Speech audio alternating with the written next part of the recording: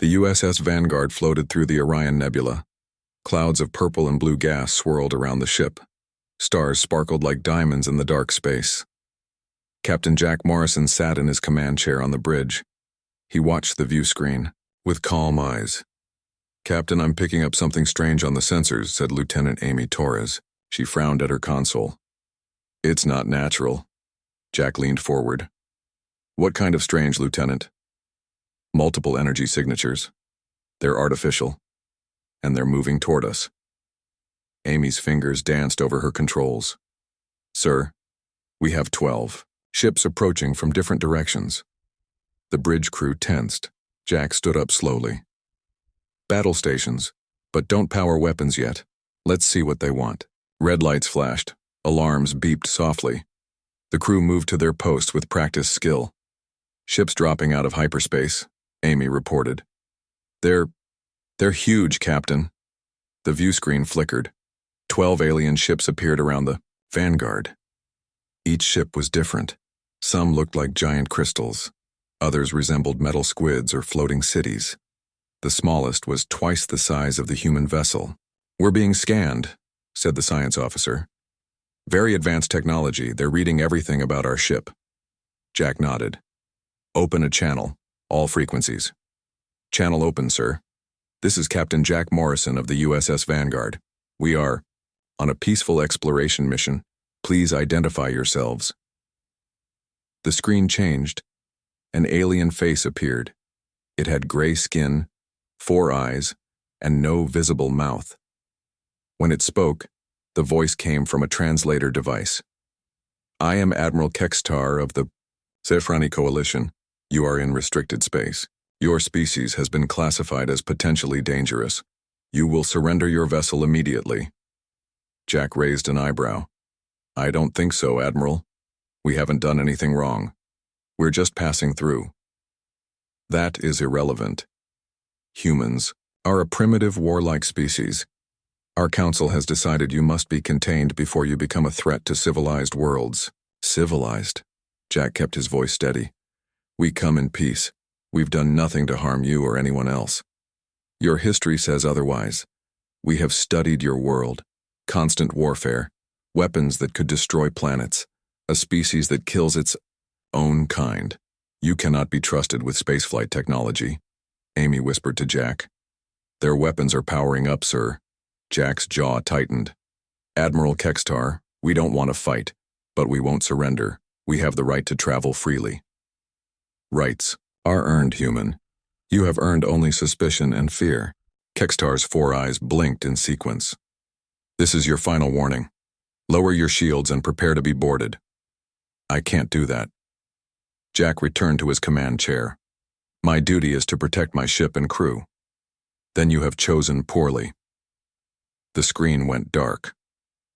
"They're moving into attack formation," Amy said. Her voice stayed professional despite the fear in her eyes. "Quantum shields at maximum, plasma weapons charging." Jack looked around the bridge. His crew waited for orders. Young faces, but trained and ready. They trusted him. He wouldn't let them down. "Lieutenant Torres, send a message to Earth. Tell them we've encountered a hostile force called the HFY Coalition." He paused. "Tell them we won't fire first, but we'll defend ourselves." "Message sent, Captain." The alien ships moved like a pack of wolves. They circled the Vanguard, closing in slowly. Their weapons glowed with strange energies. "They outnumber us 12-1, someone whispered. "They outgun us too," another added. Jack stood up again. His voice rang clear across the bridge. "Maybe, but they've made one mistake." "What's that, sir?" Amy asked. "They think we'll give up." Jack smiled grimly. "They're about to learn why humans survived on Earth.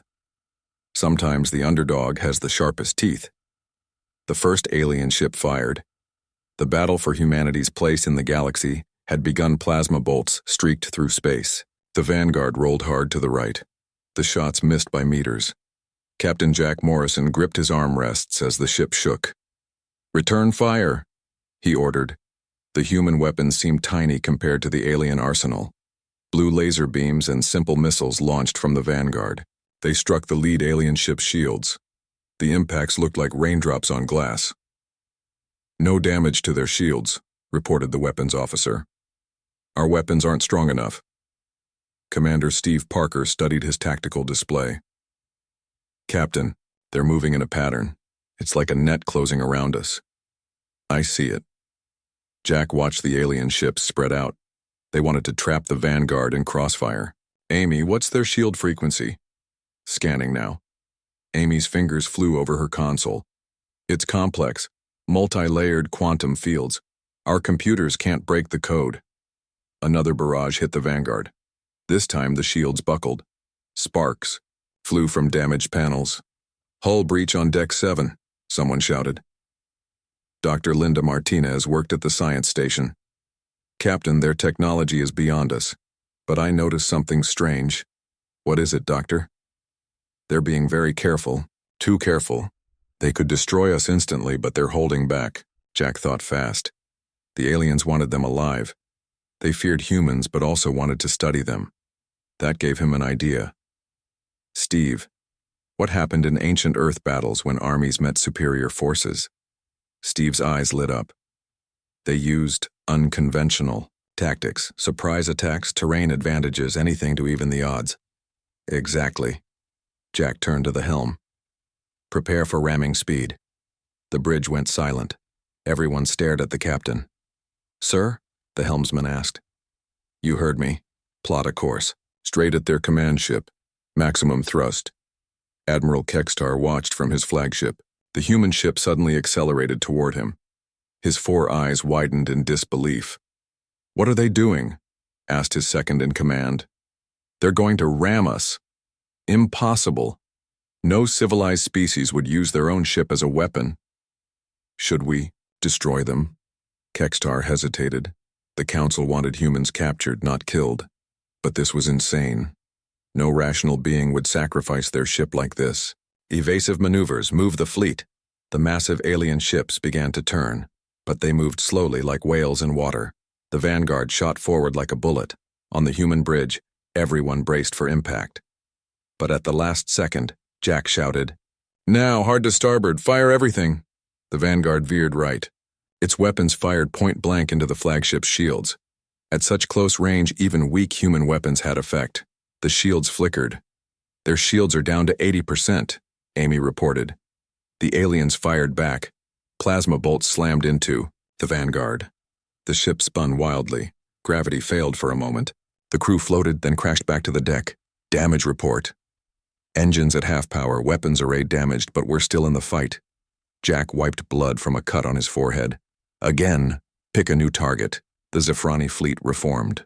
They communicated rapidly in their language. These humans were insane. They damaged their own ship to land a hit. It made no sense. "Admiral, they're attacking Ship 7 now." Kekstar watched the small human vessel dart between his massive warships. It was like watching a mouse attack elephants. But this mouse had teeth. "Concentrate fire. Box them in." The trap closed tighter. 12 ships fired in sequence. The space around the Vanguard became a storm of energy beams. There was nowhere to run. But Jack smiled. "Steve, remember what humans did in the siege of Thermopylae? They used the narrow pass, made numbers meaningless." "Exactly." "Amy, scan for the densest part of the nebula." "Found it. Bearing 227. Helm, take us in." Full speed. The Vanguard dove into the thickest clouds of the nebula. Sensors became useless, visibility dropped to nothing. The alien fleet hesitated at the edge. "They're heading into the interference field," reported a Zafrani officer. "We'll lose target lock." Kekstar's eyes narrowed. "Follow them. All ships advance." The great alien armada plunged into the purple mist. The hunt continued, but now the humans had cover. The purple mist swirled thick around the Vanguard. Sensors showed only static. The alien ships pushed deeper into the nebula, searching. They moved in perfect formation, trusting their advanced technology. In the Vanguard's engineering bay, Chief Carlos Rodriguez looked at a mining drill. The tool sat unused in storage. An idea sparked in his mind. "Get me all the mining equipment," he shouted to his team. Drills, cutters, anything. Meanwhile, Lieutenant Billy Jones stared at spare missile parts.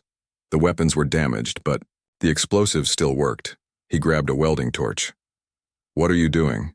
asked a crewman. "Making surprises for our friends," Billy said. He started connecting warheads together. On the bridge, Captain Jack Morrison studied the nebula patterns. The thick gas blocked sensors, but it also hid magnetic fields and gravity wells. "Dr. Martinez, can you find any anomalies in the nebula?" Linda's eyes lit up. "Yes, there's a dense pocket of charged particles at bearing 345. It's like a lightning storm waiting to happen." "Perfect. Amy, can you bounce signals off the particles?" Amy thought for a moment. "Maybe. If I adjust our communications array, I could create fake sensor echoes." "Do it." The crew worked with desperate energy. Down in engineering, Carlos finished modifying the mining drill. He attached it to a torpedo tube. "This baby will punch through anything," he said proudly. Billy arrived with his improvised bombs. They looked like metal basketballs covered in blinking lights. "Cluster mines. They'll stick to shields and overload them." The first alien ship emerged from the fog. Its captain spoke into his communicator. "No sign of humans. Continue search pattern." Suddenly, sensor contacts appeared everywhere. Dozens of Vanguard signatures flickered on alien screens. "Multiple targets," shouted a Zafrani officer. "They've multiplied somehow." Amy grinned at her console. "False echoes working perfectly, Captain." "Fire the mining drill at the nearest ship," Jack ordered. The modified tool shot through space. It spun like a bullet, its industrial cutting head glowing white-hot. The drill struck the alien shields. Instead of bouncing off, it burrowed through. The shields sparked and failed in that section. "Hit! Their shields have a hole!" Launch Billy's presence. The cluster mines scattered like deadly confetti. They attached to 3 different alien ships. Small explosions rippled across the shields. The advanced systems overloaded, trying to compensate. Admiral Kextar watched his perfect formation break apart.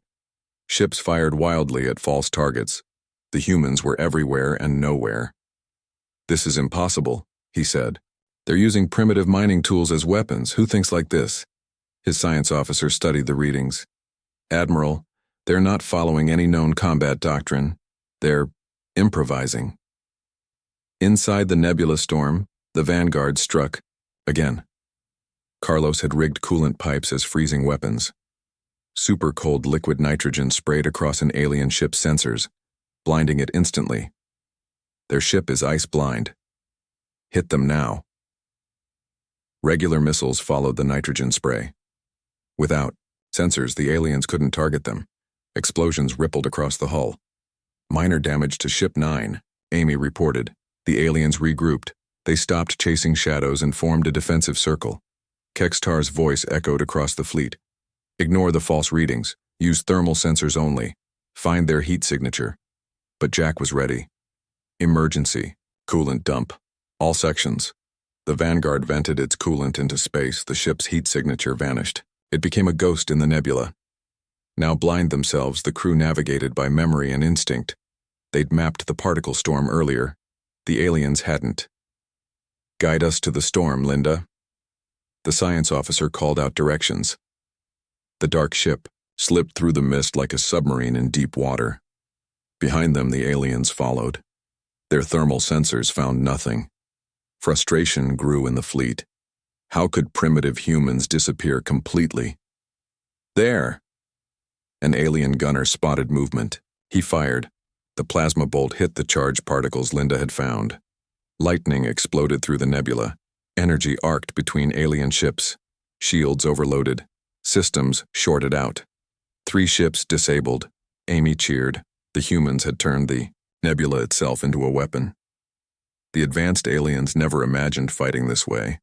They'd forgotten that humans survived on a hostile world by adapting anything into tools for survival. Jack watched the chaos. Sometimes the best technology is imagination. The Vanguard shuddered under another blast. Hull plates buckled. Warning lights flashed red across every console. The ship was dying. "Main engines offline," Carlos shouted from engineering. "We're running on backup power only." Captain Jack Morrison felt the deck tilt. Artificial gravity flickered. His crew grabbed handholds as the ship listed to one side. Hull integrity at 30%, Amy reported. Her voice cracked but stayed steady. We can't take many more hits. The alien ships had adapted. They formed a sphere around the Vanguard's last position. Their weapons fired in sequence, creating a kill zone no ship could escape. Jack stood slowly. His uniform was torn. Blood dripped from a gash on his shoulder, but his eyes burned with determination. Open ship-wide channel, he said quietly. Channel open, sir. All hands. This is the captain. Initiate Berserker protocol. Silence filled the bridge.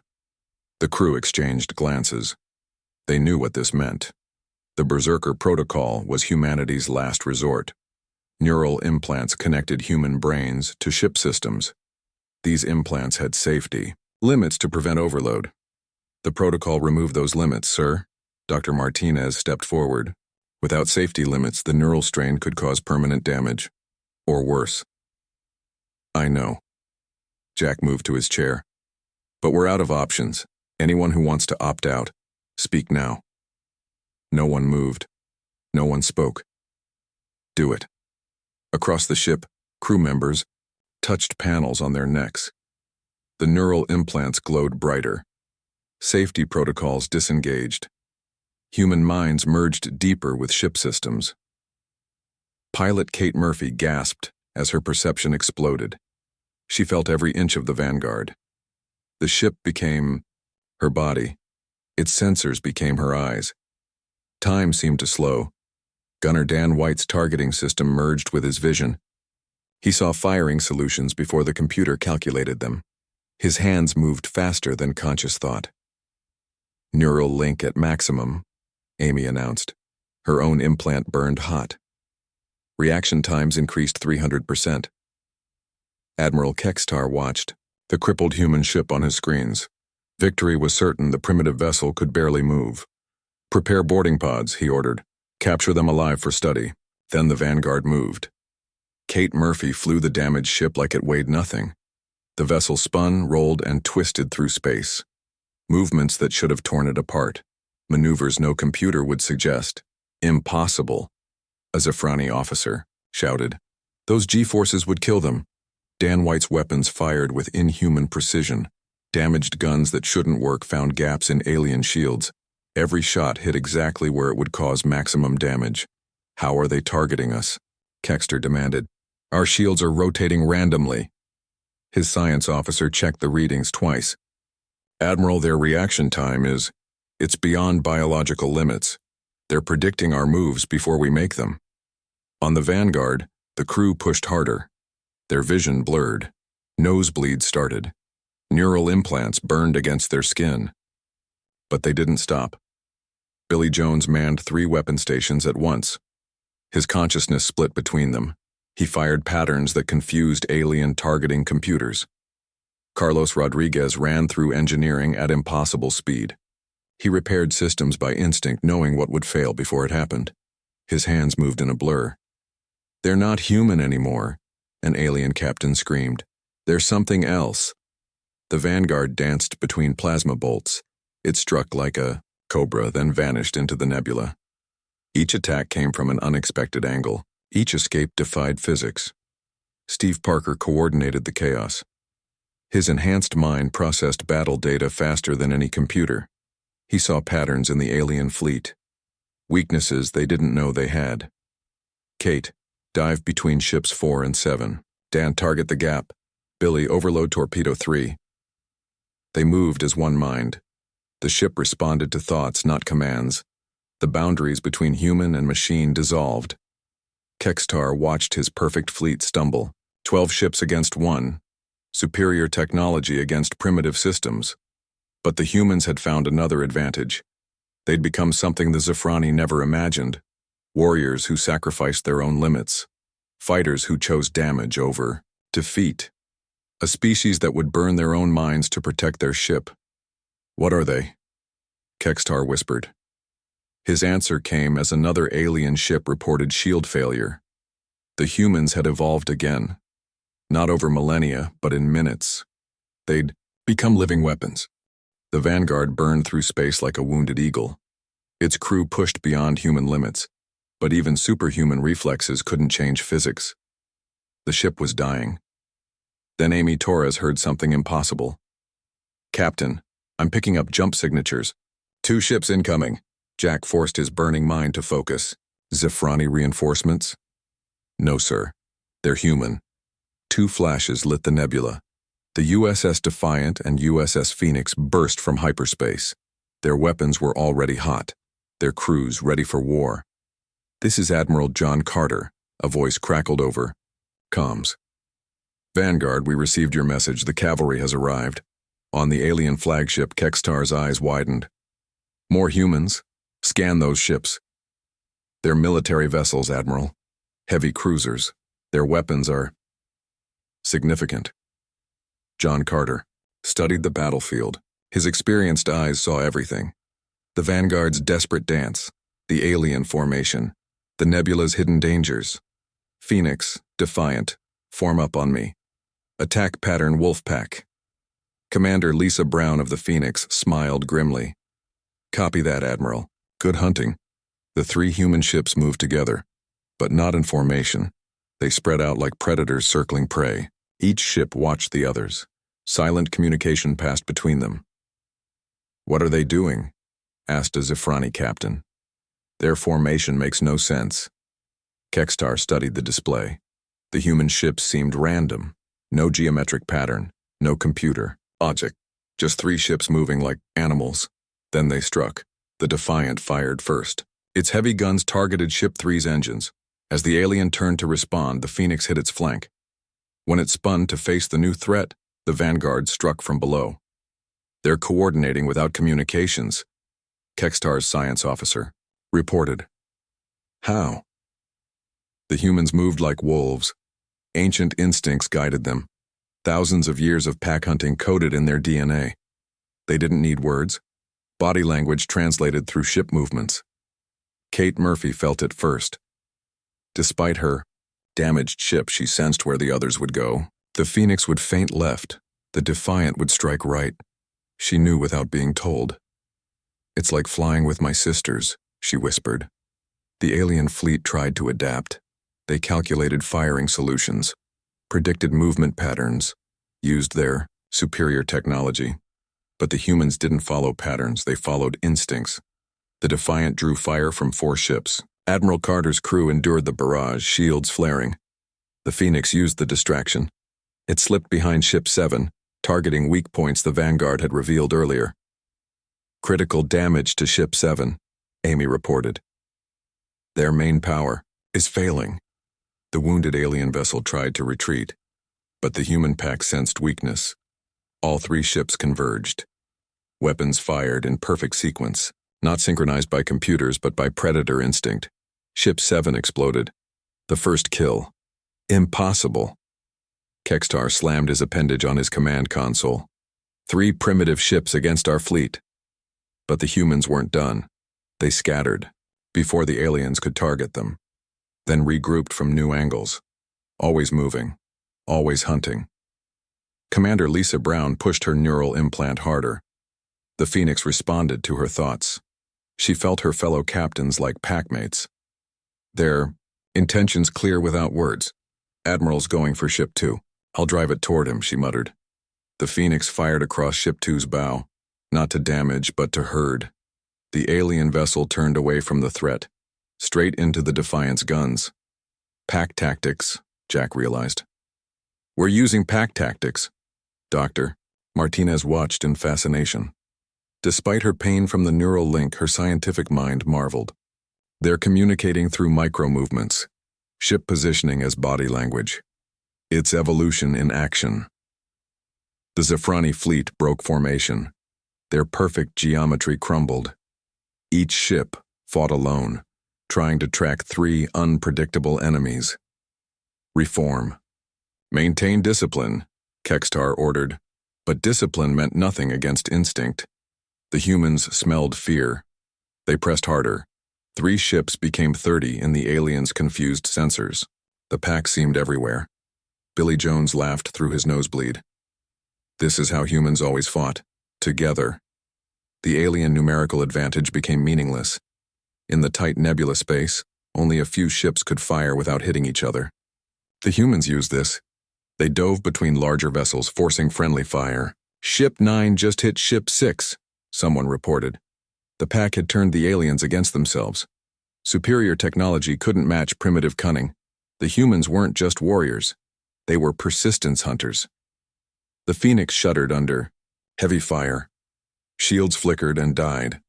Hull breaches opened across 3 decks. Commander Lisa Brown gripped her command chair as her ship tilted.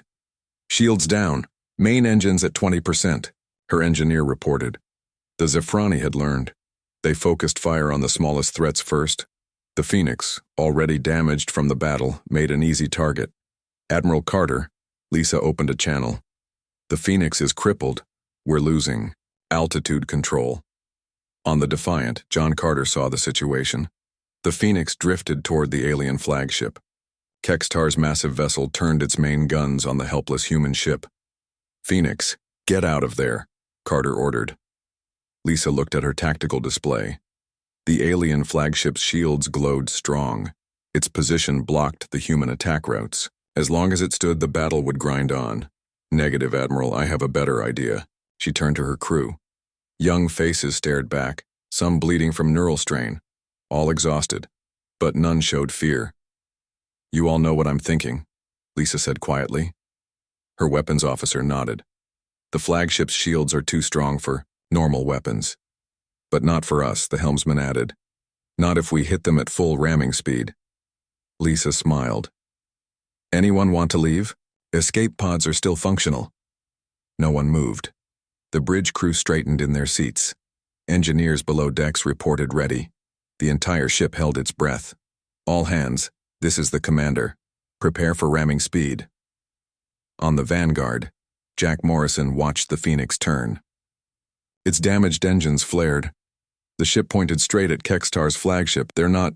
They are, Steve Parker said softly. The crazy bastards are going to ram them. Admiral Kextar saw it too. His 4 eyes blinked rapidly. They're on a collision course. Destroy them. Trying, Admiral. They're not evading. Every alien weapon targeted the Phoenix. Plasma bolts tore through its hull. Decks vented to space. The ship began to break apart. But it kept coming. Lisa Brown felt her ship dying. Through her neural link, she felt every wound. Metal screamed. Air rushed out. Her crew started dying. Maintain course, she shouted over the alarms. All power to engines. The Phoenix accelerated. Pieces of hull plating stripped away. The bridge viewport cracked. But the engines burned brighter. Impact in 30 seconds, someone screamed. Kextar ordered evasive maneuvers, but his flagship moved too slowly. The massive vessel couldn't escape the smaller ship's desperate charge. They're insane, he shouted. No species sacrifices ships this way. 20 seconds. The Phoenix lost its forward weapons array. Fire spread through 5 decks. Life support failed. Lisa's neural implant burned white hot. Blood ran from her eyes. But she held the course. Her dying ship aimed true. 10 seconds. The alien shields flared, trying to stop the incoming mass. But shields meant for energy weapons couldn't stop 1,000,000 tons of steel and determination. 5 seconds. Lisa Brown smiled. For humanity, she whispered. The Phoenix struck. The impact shook both fleets. Metal met energy in a thunderous explosion. The alien shields held for 1 second, 2, then shattered like glass. The human ship plowed into the flagship's hull. Both vessels merged in a fireball. Secondary explosions rippled through the alien ship. Its main reactor went critical. Get clear, Admiral Carter shouted. The Defiant and Vanguard fled as the flagship exploded. The blast wave caught smaller alien ships. 2 more went down in the chain reaction. When the fire cleared, a third of the Zephrani fleet was gone, including their command ship and the Phoenix. Silence filled the communication channels. Both fleets paused. The humans mourned their dead. The aliens struggled to understand. They They used their own ship as a weapon, a Zafrani captain whispered. Voluntarily, knowingly. On the Vanguard, Jack removed his hat. All hands, moment of silence for the Phoenix. The battle resumed. But something had changed. The aliens fought, differently now. Carefully. Fearfully. They'd seen what humans would sacrifice for victory. Lisa Brown and her crew had shown them. Humans didn't just fight to win. They fought to ensure their side won, even if they wouldn't live to see it. The Zafrani finally understood. This wasn't war as they knew it, this was something else, something terrifying. Marine Sergeant Mike Davis checked his magnetic boots. Around him, 12 Marines prepared for boarding. The Phoenix's sacrifice had torn a hole in the alien defenses. Now it was time for close combat. Remember, boys and girls, Mike said through his helmet comm, we're going in hot. These aliens think they're superior. Let's show them how humans fight up close. The Defiant maneuvered toward the damaged Zafrani cruiser. Its shields flickered weakly. Hull breaches gaped open like wounds. Boarding pods. Ready? Admiral Carter announced. Launch when ready, Sergeant. Copy that. Marines, move out. 4 pods shot from the Defiant. They slammed into the alien hull. Cutting torches burned through metal. The Marines poured through. Mike stepped onto the alien deck. The corridor was tall and wide, built for beings twice human height. Smooth walls glowed with soft light. No welcoming committee, Private Sanders muttered. Stay sharp. They're here somewhere. The squad moved forward. Their boots clicked on polished floors. Motion sensors showed movement ahead. Mike raised his rifle. Then the aliens struck. Energy beams filled the corridor. 2 Marines went down. Mike dove behind a support pillar. His team scattered, finding cover. Return fire. Johnson, left flank. Martinez, grenades. The Marines fought, like their ancestors. No fancy technology, just rifles, explosives, and cunning. They used the tall corridors against the aliens, staying low. Meanwhile, Admiral Kextar hid in a secondary command center. He'd survived the flagship's destruction in an escape pod. Now he watched humans invade his ships. His remaining eye screens showed the battle. Sir, the humans have boarded 3 vessels, an aide reported.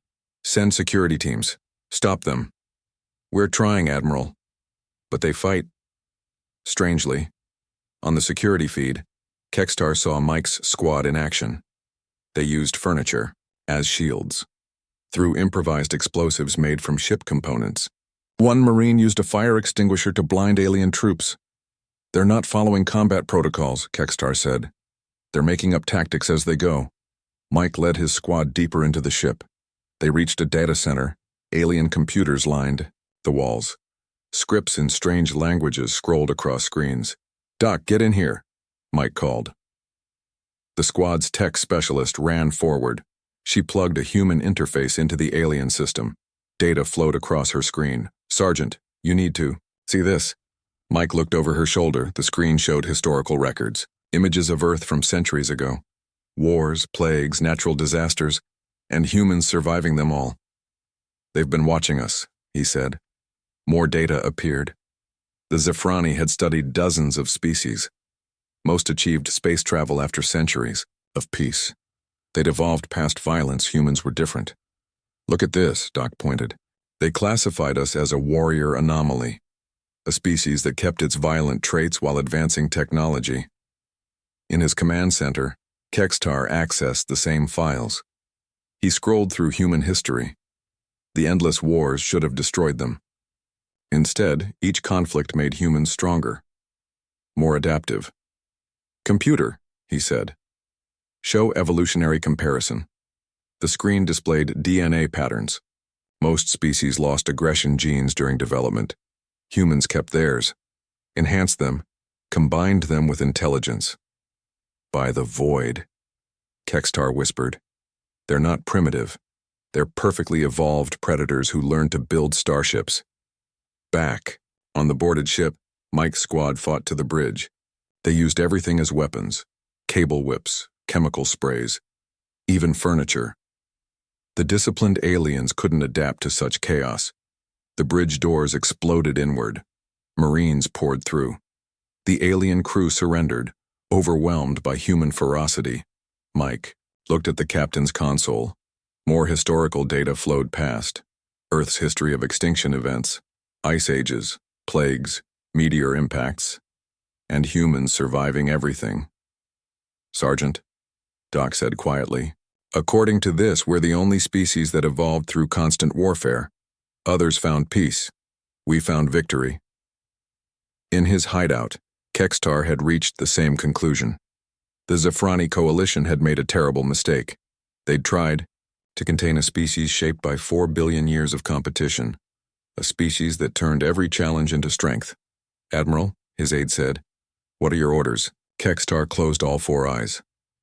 "Send a message to the Coalition Council. Tell them we woke the sleeping predators." Admiral Kextar stood before the Coalition Council. His remaining ships floated in defensive formation. Half his fleet was gone.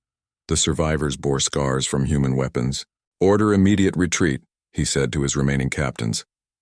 "Do not engage the humans further," a younger officer protested. "Admiral, we still outnumber them. We can—" "No," Kextar's 4 eyes blazed. "You don't understand. We cannot win this war." On the human ships, damage reports came in. The Vanguard barely held together. The Defiant had lost a third of its crew. The Phoenix was space dust, but they'd won. Captain Jack Morrison sat in his damaged chair. His neural implant had cooled, leaving a burning headache. Around him, his crew worked to repair critical systems. "Sir, the aliens are pulling back," Amy reported. "All remaining ships are retreating." "Let them go," Jack said. "We've made our point." Admiral Carter's voice crackled over comms. "Vanguard, stand down. Looks like they've had enough." But then something unexpected happened. Kextar's personal shuttle left the alien formation. It approached the human ship slowly, weapons powered down. "Sir, incoming message from Admiral Kextar," Amy said. "He's requesting permission to board." Jack exchanged glances with his bridge crew. After a moment, he nodded. "Grant permission. Have security meet him." An hour later, Kextar stood on the Vanguard's bridge. The tall alien had to duck through doorways. His 4 eyes took in the battle damage, the bloodstains, the exhausted but victorious crew. "Captain Morrison," he said through his translator, "I've come to discuss terms." "Terms?" Jack stood, favoring his injured leg. "You attacked us, tried to imprison our entire species." "Yes, and we were wrong." Kextar's voice carried something new: respect. "We classified you as primitive warriors. We didn't understand what that meant." He activated a holographic display. It showed the Coalition's analysis of the battle, how 3 damaged human ships had crippled a fleet, how humans had weaponized everything, how they'd sacrificed without hesitation. Every species in the Coalition achieved peace before space travel, Kextar explained. "We evolved past violence. It became distasteful. Unnecessary. But not humans," Jack said. "No, you kept your warrior nature, enhanced it with technology. You didn't evolve past war. You perfected it." Kextar's eyes focused on different crew members. "You use violence like a tool, controlled, directed, terrifying." Dr. Martinez stepped forward. "So what happens now?" Kextar transmitted new orders to his fleet. "The Coalition Council is declaring humanity a warrior prime species, the first we've encountered. You're too dangerous to fight, too valuable to destroy." "Valuable?" Jack asked. "The galaxy isn't always peaceful, Captain. Sometimes we face threats the Coalition cannot handle. Pirates, aggressive species, ancient weapons that activate." Kextar paused. "We need warriors, real ones." Jack considered this. "You're offering an alliance?" "More than that. Partnership. The Coalition provides technology, resources, knowledge. Humanity provides a protection." The bridge fell silent. The crew waited for their captain's decision. Jack walked to the view screen. Outside, alien ships hung motionless, no longer enemies, not yet friends. but something in between. One condition, Jack said. We protect the galaxy our way. No interference with human methods. Agreed. We've learned not to cage predators. Jack turned to his crew. Tired faces nodded agreement. They'd proven humanity's worth through blood and sacrifice. Now they had a chance for something greater. Admiral Kextar, humanity accepts your proposal. Jack extended his hand. The alien studied the gesture. His database identified it as a greeting, but also a warrior's agreement. He reached out with his own appendage. Welcome to the galactic community, humans. May your enemies learn to fear you, as we have. As news spread across the galaxy, protocols changed. Ships approaching human space did so with respect. Pirates disappeared from human-protected routes. Ancient threats were met with human ingenuity. Earth became the unofficial guardian of peace, not through conquest, but through reputation. The galaxy had learned a valuable lesson. Sometimes the best warriors are those who choose when not to fight, and the most dangerous species are those who never forgot how.